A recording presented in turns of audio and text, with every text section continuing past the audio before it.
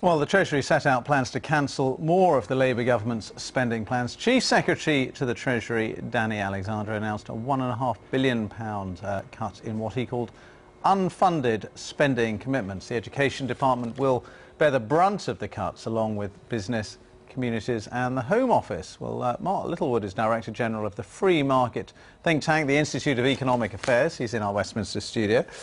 Your verdict, if you would, on these cuts? Well, I've got a lot of sympathy for the government here. I think they've got a problem, which I'll come into in a minute, but I've got a lot of sympathy. These sort of undertakings were made with, frankly, no idea about where the money was going to come to pay for them.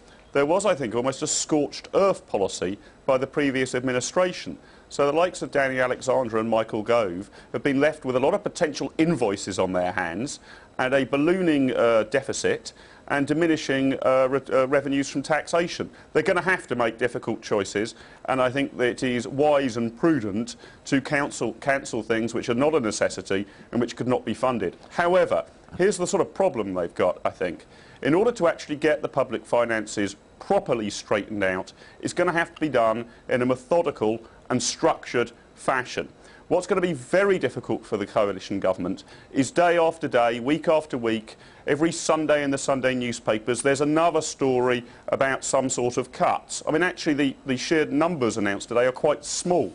What they've got to put in place is a process that looks through department by department and looks at big, serious cuts that can be made, and then announce all of those together as part of an overall new approach to government spending. Because I think they will find it very, very difficult if the news every day is running on some other project they've cancelled. They've got to have a much better thought-out framework to this, rather than simply announcing a few chops and changes here and a few chops and changes there. So I'm glad that they look like they're moving in the serious direction. I'm glad they're appearing to be prudent, but I'd like to see a little bit more methodological sort of approach to this in terms of how we're actually going to get public finances under control, making a total number of cuts perhaps amounting to, I don't know, £100 billion if we're really serious.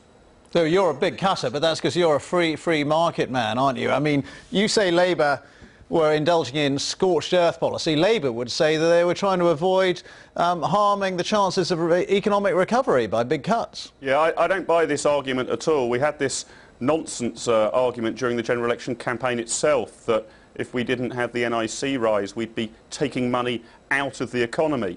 The fact of the matter is this: if you're spending money in the public sector, if you accept, as virtually everybody does, that the deficit can't go any higher, then this is a zero-sum game. Every pound you're spending in the public sector is money you're taking away from the private sector. You've got to raise a pound in tax somewhere if you want to spend a pound on public sector projects.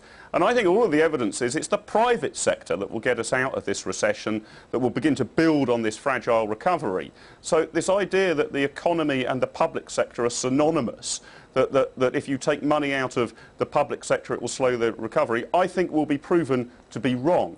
What we've got to do is to actually cut the tax burden and the regulatory burden on the private sector, because that's where job creation will come from, that's where GDP growth will come from, that's actually what will turn this fragile recovery into a full-blown recovery. But you talk about job creation, I mean, cuts like these, well, we've already heard they're potentially going to cost hundreds of thousands of jobs. Oh yeah, there's no doubt that public sector jobs are going to fall. There isn't any credible, practical alternative to that.